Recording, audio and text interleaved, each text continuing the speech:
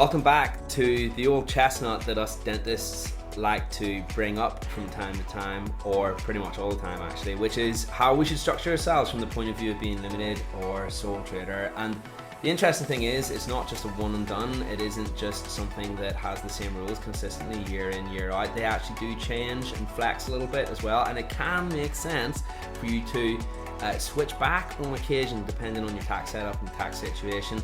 And that's exactly what we're here to talk about today. Limited company versus sole trader. What makes sense for dentists? What's new? What's changed? What we need to know, and how do we make this decision as best we possibly can? I'm joined today by specialist accountant dentist Mr. Amman Sarkaria. It's going to be a fun episode as ever.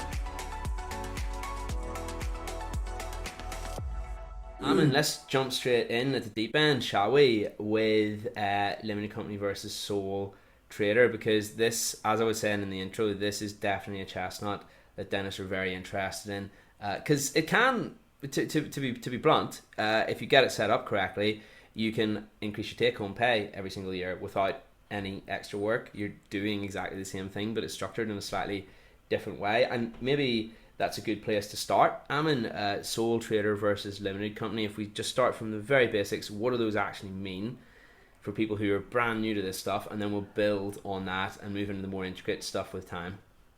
Sure. Cool. So self-employed, essentially you are the business. So the dental income that you are earning is going to be taxed in full at the end of the year once you deduct your expenses. So typically speaking, because all of that income is taxed in that year, there's much less tax planning that goes into a self-employed kind of setup compared to a limited setup.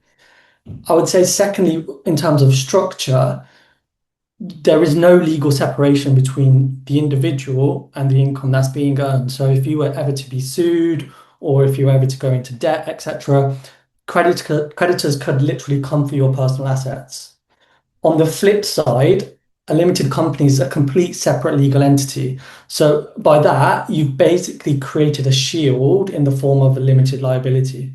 So you're not as much in the danger zone, shall I say, in terms of somebody coming after you and your personal assets being at risk. Having said that, there's still no absolute protection, i.e., if directors are being fraudulent, etc., there could still be scenarios where their personal assets are at risk. Sure.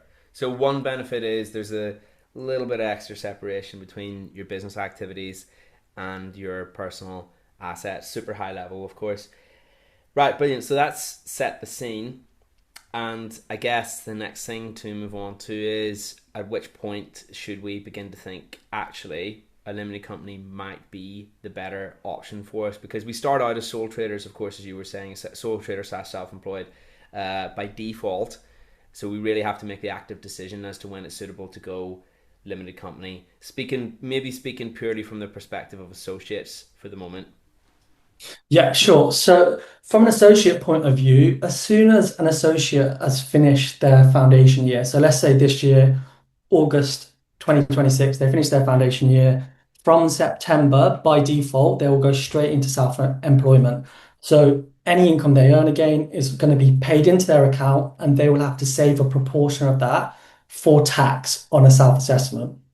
In terms of setting themselves up, all they would need to do is register themselves for self-employment on the HMRC website. On the flip side, when an individual does decide to go towards a limited company, the setup is relatively similar but slightly different. So, firstly, on Companies House, they would need to set up a limited company. That would entail various different dynamics of making sure you've got the right shareholders in place, making sure you're the correct director. There's also a registered address and making sure that either you use your personal address and or you use a practice address, an accountant's address, etc. Um, Generally, that is how a setup will look. In terms of the work involved, there's also a bit of a difference there. So when you're self-employed, typically, like I said, all of your income is taxed after expenses. That goes on a self-assessment at the end of the year.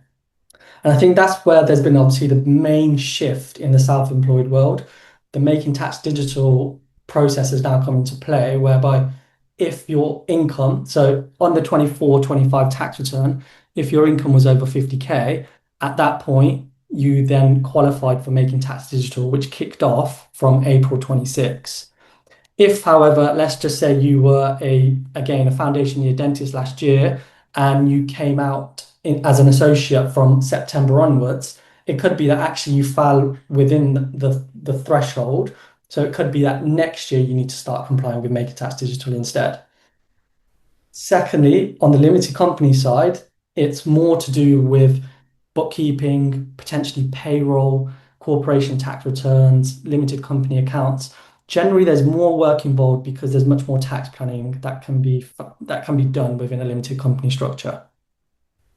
Nice, but I think we were catching up just off camera before this, and you were saying that making tax digital is kind of evened that out, hasn't it, by way of the admin burden a little bit more. But in your opinion, it's still a little bit more of an admin burden to be limited, even given the recent making tax digital changes that have been implemented. Yeah, I mean, it's an interesting point, and obviously it's the first quarter of Making Tax Digital, so I'm sure in 6 months' time I might have a different answer. But ultimately, the way that it looks at the moment is a self-employed individual who has to comply with MTD has to submit quarterly tax returns to HMRC, which is definitely more than was being done before. So they'll have four quarterly submissions as well as the end of year submission that they had anyway. Now, on a limited company side, it could be less, it could be more. I guess it depends on your relationship with your accountant, what kind of stuff you're up to, and what kind of communication you have with them. For us, typically for most of our limited companies, we will do a tax plan for the year. We'll have ongoing catch-ups just to make sure that they're not missing out on any tax planning advice. I tend to find that it does entail a bit more work than the MTD side. Gotcha. Okay, fine. But as you say, it comes on to your relationship with your accountant, and some accountants are not necessarily as involved by that, I guess you could say. So, yeah, that's for the listener to decide, really. But it is a factor, absolutely, the admin side of things. And I guess the main goal of shifting to a limited company would be to shelter some of your income from taxes. That's the would I be right in saying that that's the main benefit, or are there other ones out there that don't get talked about as much? Well, I think the main one, yes, you definitely in certain circumstances, and I'm sure we'll go through a few examples. In certain circumstances, you can use a limited company to save on taxes. I think the other benefits are, of course, limited liability, and potentially utilizing a limited company to invest in other assets, etc., later down the line as well. Makes Yeah. sense. But yes, those would be the big ones. Just to reiterate that, I know that that might be common knowledge these days, but just worth mentioning again. And obviously, some of the pros of being sole trader. Once upon a time, was the admin burden. That's a little bit less, or less of a discrepancy there, should we say, these days. But of course, it is important to mention that naturally you're going to probably wind up paying your accountant more if you're limited as well. So your bill is going to be higher too. Aside from that, Yeah, I mean, obviously, yeah, the bill will likely be higher, but also the taxes differ in their nature as well. So when you're self-employed, it's typically income tax, national insurance, potentially student loan on your self-assessment. When you're a limited company, firstly, the company has to pay corporation tax on its profits. You can actually deduct a salary, which will be liable to income tax as well. That is a tax deductible expense. You can also take out dividends, which is based on your retained earnings, which is essentially profit after tax. And I think the interesting point to note there is with retained earnings, if you've got, say, 50K of retained earnings in your year, profit after tax, if you take 30K out, that does not mean that you then lose that 20K. That 20K just gets carried forward to future years. So what we sometimes see is dental associates will build up a large retained earnings pot that actually they could take out later down the line if they wanted to. nice, and that's important to mention. And you know, one other thing I think doesn't get mentioned enough as well is that if you, let's say you get 50K into your personal name in the scenario where you have a limited company, you're actually able to keep more of that 50K as money that is spendable in your personal name versus if you're self-employed. Correct me if I'm wrong on this. And the reason why is you're paying dividends tax in the first example, so you're only paying 18% 8% on everything between 12 or 8.5%, I believe it is, on It's everything. it used to be 8.75, it's now 10.75. What? I'm showing my age there, man. I remember when it was seven a few years ago. Yeah. Okay, so you're basically paying 10.75 tax on everything between 12,500 and 50,000, right? Ish, okay? Um, Whereas in the example where you're self employed, okay, or you're a sole trader, you're paying 20% tax on that. So if your earnings, you have less to spend in your own personal name, but your tax bill is roughly the same overall because obviously the dividends come after corporation tax. But you're able to keep more of that 50k in your. You're able to spend more of that 50k basically Yeah. because you have more in your own personal name. Yeah, I think there's kind of 2 points to that. One is probably when you look at it from an overall tax point of view, the actual doesn't differ too much when you actually take it out because ultimately you've got to factor in the corporation tax that you've paid as well. But I Correct. think what you're probably referring to is solely just looking at that 50k of personal income that you've earned. The tax is typically lower because ultimately dividend tax is lower and there's no national insurance on dividends either. Compared to if you were self-employed, you would have to pay class two and class four national insurance. Yeah, exactly. That's what I mean. So you have because that money that you can get into your own name in your own Yeah. personal name is frigging gold dust, right? Because you can spend it whenever the hell you want, and it's where you can also get really whacked on tax past a certain point. 100%. And I think even if we just did a quick calc, 0 to 12.5K is free, tax free personal allowance. 12.5 to about 50K is roughly around 37,700. That tax at 10%, you're looking at about 4K of tax you would pay on your dividends. So ultimately, you've taken out 50K and you've only paid tax of about 4K. So you're left with 46K of the 50K withdrawing. Yeah, that's the exact thing that I'm getting at, right? You have 47k to spend in your own personal name, Yeah. whereas you'd have much less than that. You maybe let's call it like 40k to spend in your own personal name if you were uh, self-employed, right? You're still probably paying the same net amount of tax overall, right? Because of the corporation Right. thing, but you have more that's spendable in your personal name. I just wanted to highlight that because I don't think people talk about that For enough. sure. Um, but yeah, anyway, cool. I think we've done. I think we've covered everything that is worth mentioning on the tax side of things, really, when it comes to Yes. those two scenarios. Yeah, I agree. I agree. I think the next main point is then deciding on what whether firstly whether to go limited or stay self-employed. But I guess that is based on a number of factors. And I think what we mentioned obviously before that we jumped on the podcast was actually what I tend to see a lot, and I think you probably see as well, James, is somebody will ask, what level of income do I need to earn in order to go limited company? Yeah, Yeah. So ultimately, we see that often, and the answer varies on a number of factors. So ultimately, I always say you need to explore three different areas within your life. Firstly, it's your career. So, what stage of your career are you in? Have you just come out of foundation year and ultimately you're not quite sure how much you're going to be earning? You're still exploring different practices and you're not kind of sure what ways of working work best with you. In that scenario, the income you're probably going to have over the next 2 to 3 years might be unpredictable, and you don't even know if you're going to specialize in something, for example.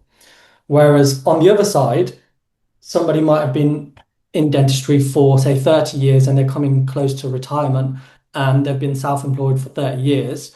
That also is interesting because if they've been contributing towards the NHS pension for 30 years, is it really a good decision to go fully limited and no longer be able to contribute towards your NHS pension? you'd have The to other do the area math, wouldn't you? within Because even if you do one UDA a year, you get your top up rate, don't you? Or you get 100%. the what's the exact terminology? You're still classed as an NHS, you still contribute towards your superannuation, so you're still within the NHS pension scheme essentially.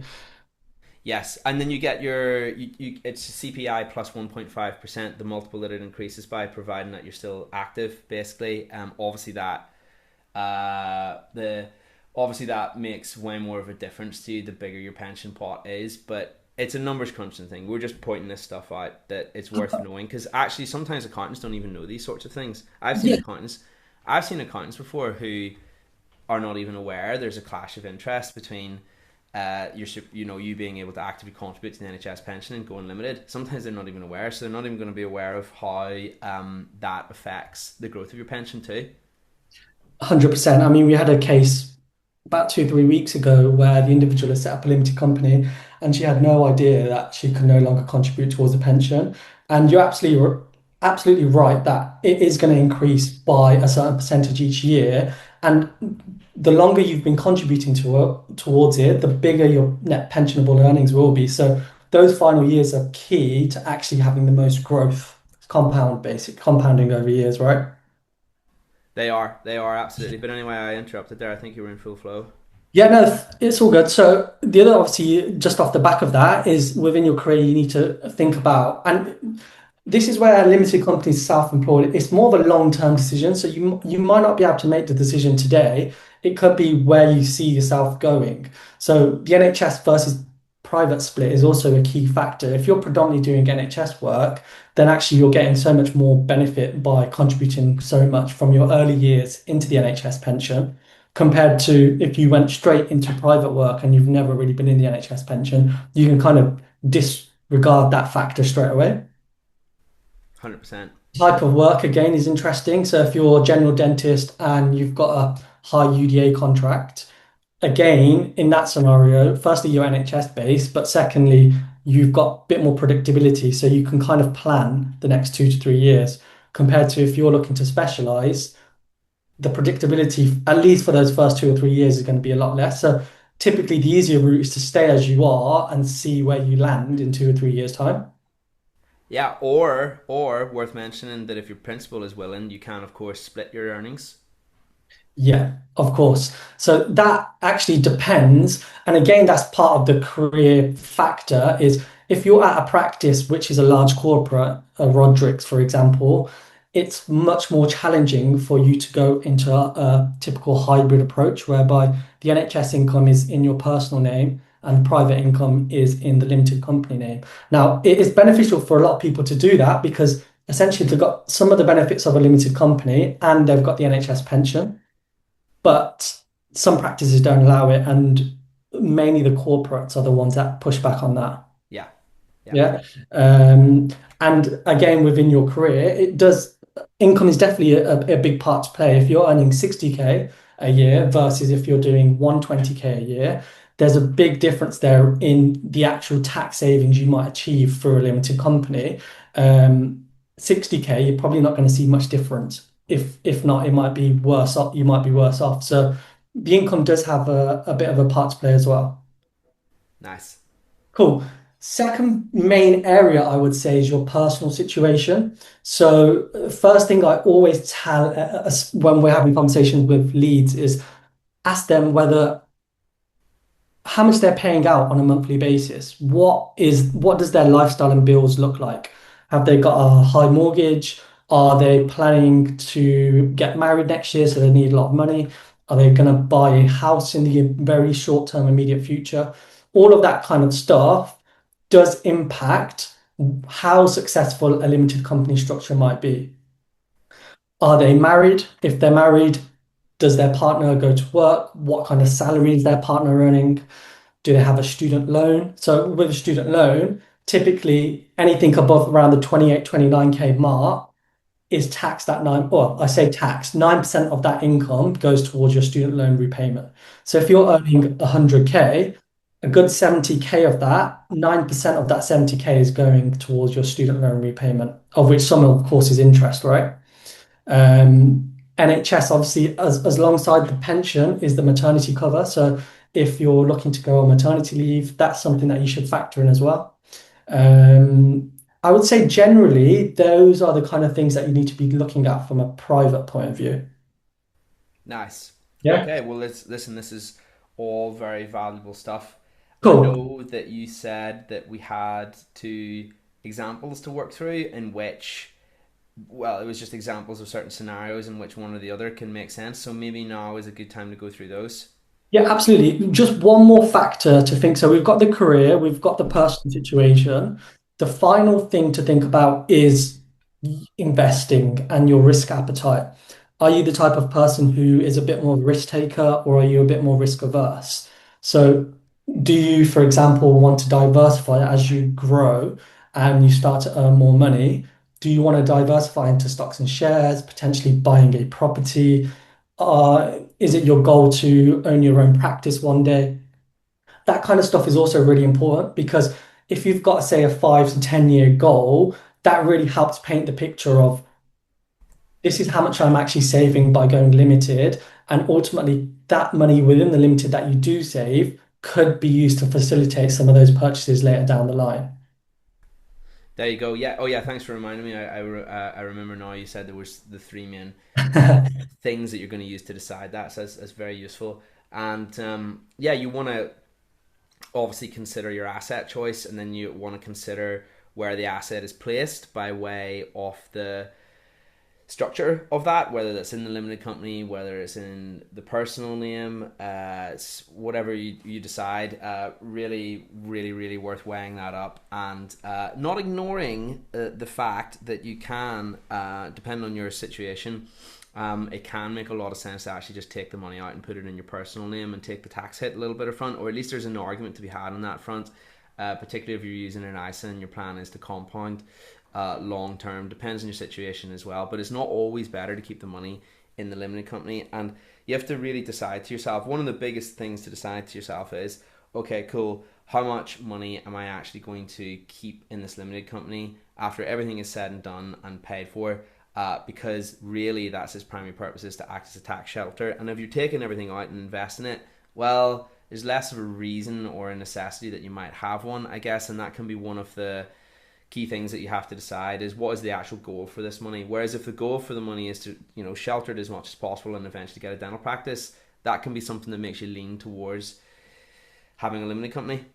Yeah, 100%. And I think that is the crucial point is sometimes you've got to think 5, 10 years time, where do you want to be and what do you want to be doing? If it is that actually you do want to just build up on your ISA and you could take the extra 20K and you could earn that personally, you might be better off staying self-employed.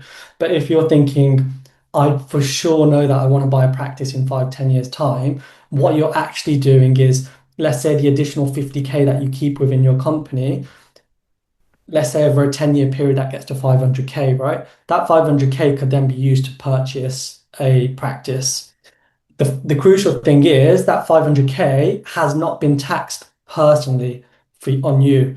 Whereas if you had taken the money out each year, being taxed on it, and then decided I want to buy a practice is kind of too late because you've already, well, you can still buy the practice, but you've already been taxed each year to get to that point.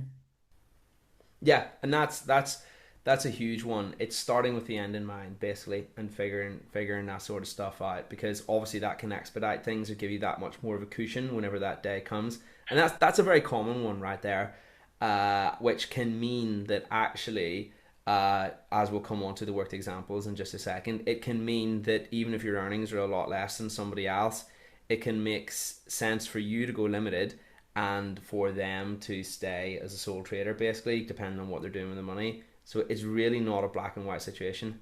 Yeah, 100%. I've actually had one other example that's come into my mind of why some people transition over. So a lot of people, a good 10, 15 years ago, they were buying properties within their personal name. And obviously back then, the rules and regs were completely different to how they are now. So when you've got a property in your personal name now, you only get a 20% tax credit. So if you're within that tax bracket, that 20% tax bracket of 0 to 50K, ultimately there's made no real difference to you.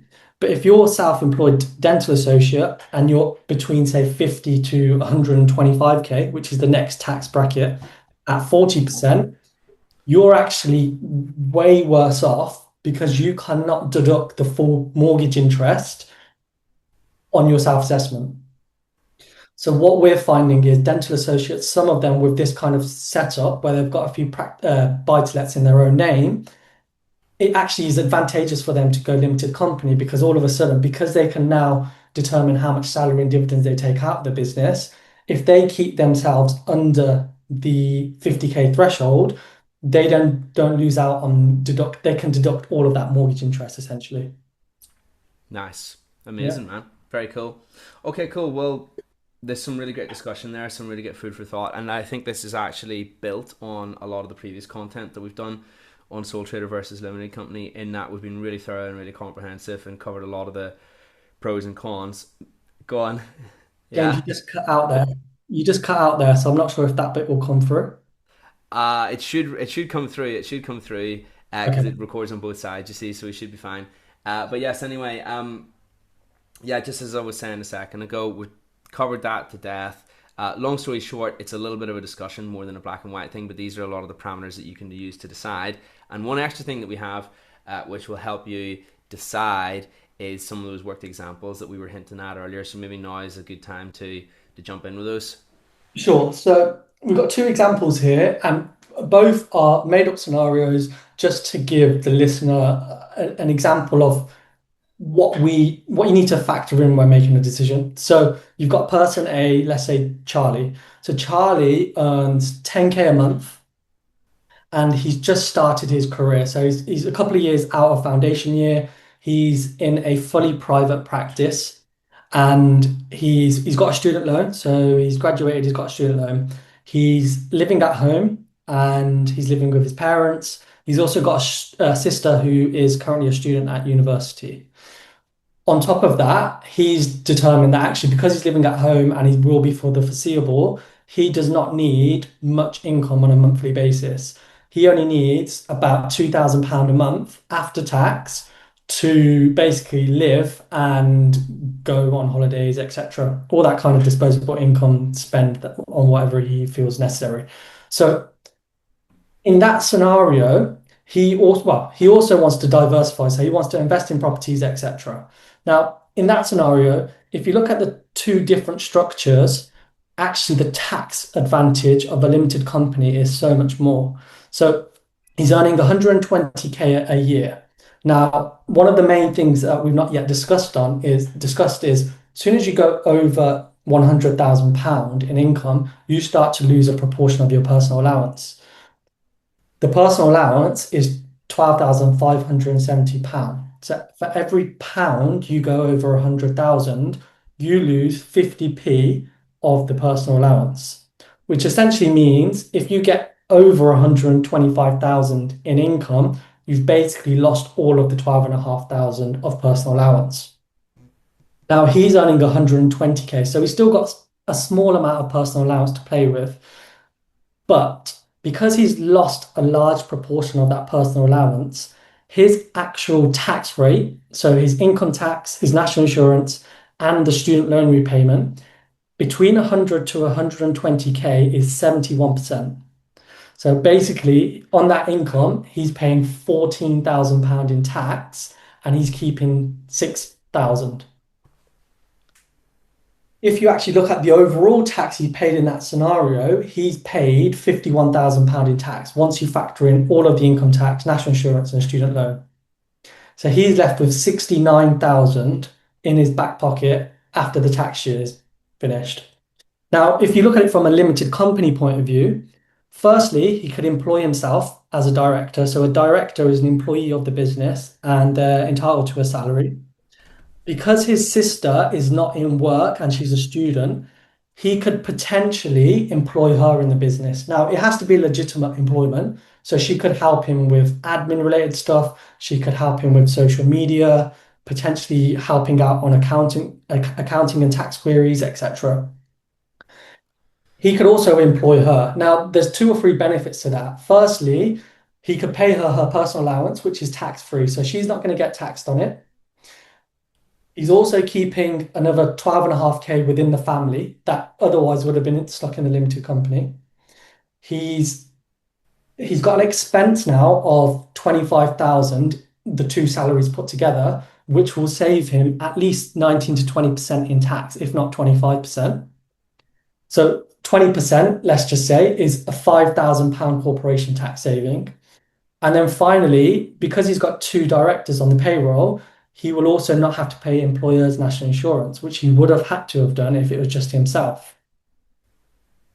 On top of that, because he only needs 2,000 a month and he's getting 1,000 or so from his salary, the additional 1,000 he'll take out via dividends, which, like we said earlier, is taxed at a much lower rate compared to self-employed income.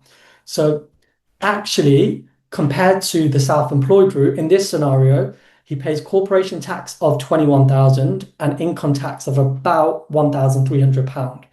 So that's roughly a £30,000 difference in tax just on having two different setups for the same scenario. Basically 3 months worth of work, 30K, 10K a month, it's about 3 months worth of work that he saved in tax. Nice. Yeah. Also, he's then got 60K in retained earnings. And like we said earlier, if he has got, like we said, that he's got an interest in investing in property, he could probably put down a deposit on that with that 60K if he wanted to. And that does require a different kind of structure whereby you move money around either through a loan or dividends.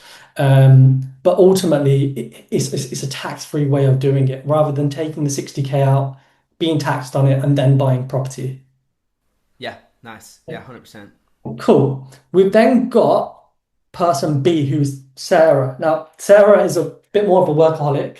So she's earning 12.5K a month, 150K. So she's earning 30K more than Charlie is.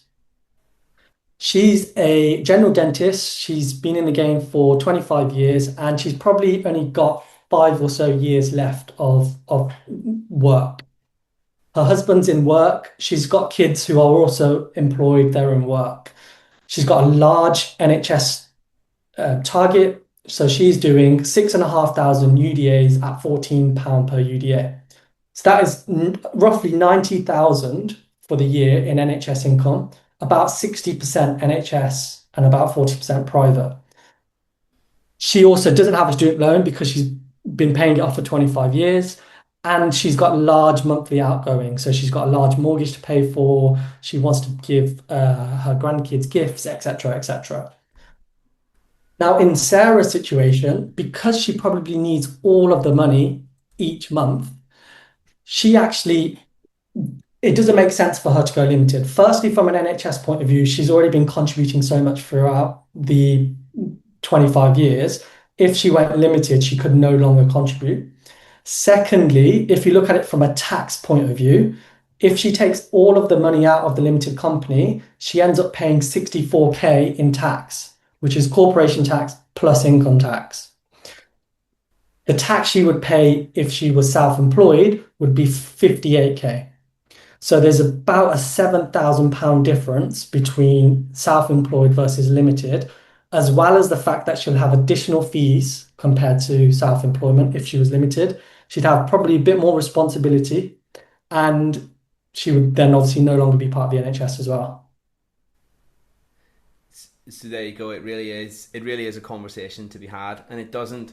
The very first thing that people ask is, how much do I need to earn to make it make sense, right? What you just completely, that you've just demonstrated, that kind of goes out the window really, when you depend on your circumstances and what have you. But yeah, interesting food for thought, and thank you once again for covering this so comprehensively in today's podcast, because there was a lot of stuff in there that's useful for the listeners, particularly with how it's changed in 2026, which is what we were referring to in some parts earlier. You know, one thing I wanted to ask just to round off this podcast, which I think will be super useful. Everybody's obsessed with tax deductible expenses, and we could sit here and we could rhyme off all the obvious ones like, I don't know, CPD or professional registrations and indemnity and things along those lines. How about the ones that most commonly get missed in your opinion, or you're most commonly reminding people of in your work as an accountant? I think those would be the most useful ones to talk Sure, about yeah, today with the time that we have left. sure. So yeah, I'll go through two or three that I think are the big ones that dentists tend to miss. Now, I think the first thing I would say is whenever I have these conversations with clients, I will always say that I will give you all of the information and I can show you and tell you what is tax deductible and what you can be putting through the business. But just because something is tax deductible does not mean that you should do it. you have to look at it from a full commerciality kind of point of view. Yes, you might save two, 3 grand in tax by putting a certain expense through the business, but you still have to pay 10 grand to put that expense through the business. And could you be utilizing that £10,000 better elsewhere or saving it for retirement, for example? I think cars is a huge one. So the tax savings with specific cars are massive. I'll give you an example. So if you, let's just say you had 100K profit in your limited company at the end of the year, and before you get to that year end point, you want to reduce that as much as possible. Theoretically, what you could do is buy a new electric car. You would then get a full tax write-off of the value of the car. So let's just say it's 100 grand electric e-tron and your profits are 100K. That 100K minus the 100K capital allowance from the car reduces your profit to zero. So you then basically you've saved approximately 20 to 25% in tax, 20 to 25,000 pounds. Now, if you're self-employed, typically a dental associate won't be doing much business mileage. Business mileage doesn't count if for traveling from home to the practice. It's for outside of ordinary commuting, so going to a course, visiting your accountant, etc., etc. So they probably do 10 to 15% of business miles in the year. Now, with a limited company, you get a full tax write-off. However, when you're self-employed, is proportioned by the business use.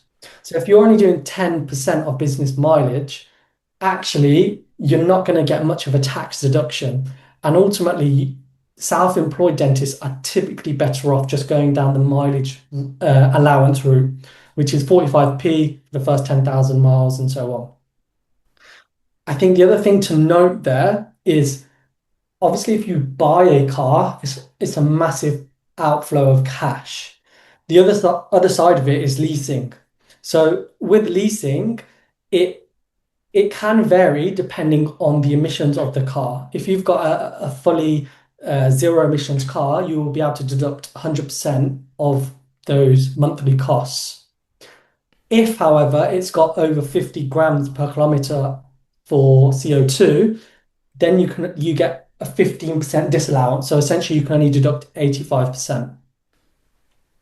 I think, James, one of the interesting points here is typically an outflow of cash of 100K is quite substantial, and most associates probably wouldn't want to do that. If, however, you are leasing and the lease term implies that the car is going to be yours at the end of the 5 year term, you can accelerate those capital allowances. So you could theoretically get the full capital allowance deduction of the value of the car if it's a new electric car that you're leasing, even though you're paying for it on a monthly basis. Yeah. So, for example, let's say you're paying £500 a month, £6,000 for the year. If the value of the car is 80K, you would get that. And it's a new electric car that you're leasing with the view that actually, as per the term, is going to be yours at the end of the 5 years. You would still get that full capital allowance deduction at the start rather than it being spread over a period of time. Cool. I'm just trying to get my head around that. So, you would get the full capital allowance at the start of the entirety of your tax bill, like the other tax that you had to pay. I'm just not So quite sure how that works.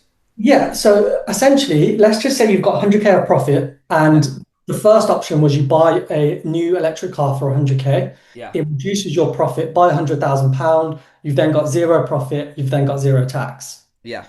Makes The other sense. option is if you lease it. Now, if you lease it, you're not buying the car via cash. You're basically making monthly installments over, Yeah, say, 60 months, 5 year period.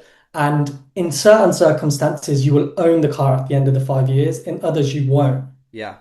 If the term and the agreement is that you own that car at the end of the 5 years, instead of the monthly deductions being allowable, you actually get the full capital allowance of the car in the first year.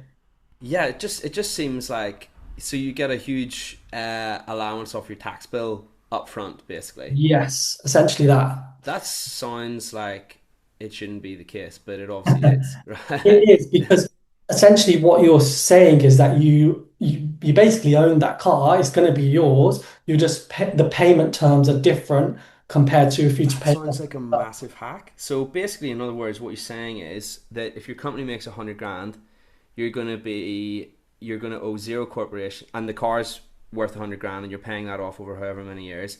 You're gonna pay zero corporation tax, okay? But you're gonna have all that liquid cash in your bank account, okay? And only be paying 500 of it each month, which you're gonna have subsequent cash flow to help offset anyway. Of course, of That's course. why I couldn't understand it because I was Yeah, like, is that true? yeah. It Well, just sounds too good to be true, but yeah, that's actually ridiculous. it's true, and it is a hack. I think what you just need to be mindful of is, yes, you don't have to make a massive cash payment in that first year, but more than likely, or depending on the term, there might be interest on it, right? So over the course of the 5 years, you probably will pay more than 100K for the car. But you've got that full first year deduction rather than spreading it. Do you get the 100k plus interest or just 100k? That's a good question. I think you'd get the interest as well because it's yeah, you would get the interest as well. So the car is worth 100k, but you get 107k, for example, tax write off, basically. Yeah, that's right. Yeah, yeah. Okay, that sounds really good. You're making me Ultimately, thinking about getting an electric car now on lease. There we go. Holy yeah. moly. Yeah, exactly. I think that it's important to mention that there are disadvantages to it as well. So this is where I say that actually it's not all about, yes, I've got a massive tax deduction in the first year. It's also looking at the bigger picture. So firstly, let's just say you do buy that car for 100K in the first year. You've got the write-off. That car is now valued at zero on your capital allowances pool. Yeah, So when you come to sell that car, let's just say you sell it for 70K in 4 years' time. That 70K compared to what is valued on your capital allowances pool shows a 70K profit. yeah, That then goes onto your corporation tax return, and you then have to pay corporation tax on that 70K. really. Okay. Well, I can deal with that because I'm still paying less corporation tax overall, right? You are, but then also this is where dentists, which is it's a good way to think about it, but you also need to think about the car itself. So am I buying a car that's going to depreciate so much that actually I might save on taxes, but I'm going to lose in real terms because the cash value is a lot less. Yeah. So you might buy a car for 100K and you sell it in 4 years. And let's just say electric cars, they've not been great at retaining their value. So let's just say for this calc, it's 50K when you come to sell it. Yes, you'll pay less tax because the 50K profit is lower than a 100K profit, but you've also lost the 50K that you've already paid for the car, which is the depreciation. Mm. The car whizzes out there tell me, well, electric cars is going to be harder, but if you're really smart and you know your cars, you can get certain ones that appreciate as well. I'm told anyway. That's where you have Yeah. to be a real whiz with your cars. I don't know if that applies to electric cars though, uh, because yeah, well, they're just completely different from traditional internal combustion engines, aren't they? So I don't actually know was the answer in that one, but I'm just sharing that out loud because I have heard people say that to me before, and it's like, that's not, that only applies if you aren't clever with the cars that you're buying, right? Like if you get like certain limited edition models and stuff like that, you can drive them and they still appreciate in value. I'm told, apparently. Yeah, well, I only know that for certain like Porsche 911s, etc. So I'll have to think about it. Yeah, I don't know if it applies in this example to electric cars. Yeah. And just one quick question because we should really move on because we talked about this a lot, although it is very interesting. Is the car in the company's name or your name? It's in the company's name, right? It will be in the company's name, yes. But you So can drive it as much as you want in a personal sense. so this is the other slight disadvantage. Now, if you buy a car through the limited company, there's a very high chance that you're not going to be just using it for business purposes. So there will be a personal usage for that car, which is basically you as a director earning a benefit from the business. That benefit is called a benefit in kind, and that would go onto a benefit in kind P11D form, and you would essentially have to pay tax at your marginal rate. So let's just say you're in the higher tax bracket, you would have to pay 40% tax on the value of that benefit. Yep. Now, the value of that benefit is determined by a number of factors. One is list price, so the list price of the car. Second is any add-ons, extras that you've paid. Then minus any personal contributions that have been made. That figure is then applied to a percentage, and the percentage that it's applied to is dependent on the emissions of the car. So if it's a fully electric car, it could be 4%, around the 4 or 5%. If it's a pure guzzler, want of a better word, it's 37%. So all Yep. of a sudden, let's just say the car's valued at 100K, 4% of 100K, you're only adding £4,000 onto that tax return. You need to pay 40% of that £4,000, which works out to be about, let's just say, just under £2,000, as opposed to a car that's very high in emissions and it's 37%. Now you're adding £37,000 onto that P11D, and you have to pay 40% on the 37,000. Nice. Yeah, I get it. I get it. Yeah, Fine. cool. Anyway, I sense there's probably more to that than what we can cover today. Maybe we should rattle through. You said there was three really cool tax deductible things we should talk about. Cars is one of them. Yeah, I think the other one is use of home allowance. So, use of home is another good way for, and I must stress again, it's different for self-employed versus limited company. When you're self-employed, you typically get about £10 a month that you can deduct on your self-assessment. So, about £120, give or take. It depends on the number of hours you're working from home when you're self-employed. Now, when you're a limited company, you've got two or three options, but two main options. The first option is you just go with the standard allowance, no questions asked, and that's £6 a week, about £312 for the year. The second option is where you actually formalize some kind of rental agreement between yourself as the individual and the limited company. And in that scenario, what would happen is, let's just say you've got a two-bed flat and you're renting it out, and it's got two bedrooms, it's got a kitchen diner, and it's got a couple of bathrooms, for example, an ensuite and a main bathroom. What we would do is we would look at a calculation of how much rent you're paying, what your council tax is, all of the bills in terms of gas, electric, internet, etc.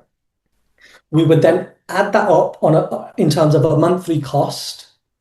We would then apply a proportion to that. So if you're working in one of the bedrooms and the bathrooms don't count within the calculation, but let's say you've got a kitchen diner and you've got two bedrooms in the flat. So that's 1/3 of your living space that you're working in. So let's just say the total cost for the month are 3K. You could then apply a third to that number, which is £1,000 a month. You then apply another percentage to it, which is how often you are working in the flat, which could be 10%, 15%. It's not going to be 50, 60% because obviously you're in practice most of the time. That figure that you then work out, so let's just say it's 15%, is £150 a month. £150 a month across a 12-month period is £1,800. Now, what you could do is, firstly, you could deduct that as a legitimate business expense through the limited company. Yeah. So you get corporation tax saving between 19 to 25%. Yeah. Secondly, the business will owe you that money back from the limited company tax-free via a director's loan account. Thirdly, you're personally also earning income, right? I.e., the limited company is having to pay you £150 a month in order for you to basically work, in order for the business to work in this premises. That should go on your tax return as 1,800 rental income. But you can offset that because the 1,800 is based on your actual expenses anyway. So you've actually put it on your tax return, but the taxable income is zero. So you don't actually get taxed on it. Also, on your self-assessment, you don't get taxed on it. Nice. Okay, so this can be this can add up, right? Yeah, for sure. I mean, the slight caveat again, just like with the cars, there's always a caveat, is if there's a couple of stipulations. Firstly, if you're renting, you should probably check with your landlord that they are happy with the situation. If there is some kind of agreement in place, then yeah, absolutely go for it. If there's not, that's where it can get a bit of a bit sticky. If, however, you're not renting and it's a mortgage and it's your own property, there's also a tax implication there. So if you were to sell a primary residence, i.e., the house you're living in, typically speaking, when you come to sell it, there's no tax on it, there's no capital gains, it's your primary residence. However, if HMRC argue that actually there's a part of that house has been used for a business, some capital gains might be due on that property when you come to sell it. Interesting. So the way that you could kind of get around it is you put up a contract between the business and yourself, whereby there's a non-exclusive use of any room at any particular time. Right. But I would always say that that's the kind of advice that you need to speak to your accountant about. And two, you might even need a solicitor, for example, to draft up a contract to make sure it is proper. Got you. So, providing your landlord agrees to it, it's way more easier if you're a renter, right? If they agree to Yeah, it. Yeah, makes yeah. sense. Okay. Um, Very valuable stuff. You know what? We should probably do a podcast on exactly all of this stuff at and some stage. But I'm conscious we said we'd go for the hat trick, and we've done 2 out of 3 now, and we could probably talk more on those. What was the third one?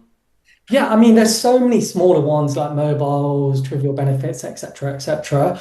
I think the other ones that dentists tend to miss is the kind of advice that James you would probably be giving to dental associates through Vidare. So the pension side, the income protection, the relevant life cover, those kinds of costs. Whilst what I tend to see is obviously a lot of our dental associates especially our client base is younger, right? So they don't tend to look at the relevant life cover as much. They don't really look at the income protection. They always kind of kick the can down the road and say, we will have a look at that in 5, 10 years' time. But ultimately, firstly, they're tax deductible. Secondly, it's great to have those kind of policies in place because ultimately, let's just say you are off work for a 3 month period and you're the director and shareholder of your business. All of a sudden, your business has gone from 8, 12, 15K a month to zero because you're earning no income. If you've got a policy like income protection in place, firstly, it's allowable. Secondly, you will then get a payout for those periods of time where you're not working. I don't know if you want to jump into that, James. You know what? You know what I think we should do? As like I say, I'm just 2% conscious. This podcast is like 50 minutes long now. Yeah. Let's leave that where it is in terms of it being something that can signpost people to start thinking about the 3 most important things that people miss. And then what we can do is we can make a follow up podcast, which probably covers that because you could probably talk for like maybe 10, 15, 20 minutes and all the various ways people can do that. But Amin, I just wanted to thank you for your time today. That was literally great, man. Like there's a lot of stuff in there. If anybody wanted to reach out to you off the back of what we said today, how are they best off finding you? Yeah, I mean, obviously they can obviously reach out to yourself. They can also go on our website, so www.capitaleelevation, so that's CAPITAL elevation, ELEVATION.co.uk. Or you can drop me an email, and that's Ammon, so that's Alpha Mike Alpha November at capital CAPITAL elevation, ELEVATION.co.uk. Nice. Or it's important to mention that you can also find Ammon on the Dentist Invest Facebook group, should you so wish as well. That's Amman Sarkaria. In the meantime, Ammon, thanks so much for your time and wisdom today. Hope you have a great Friday and a great weekend, and we'll see each other soon. Absolutely.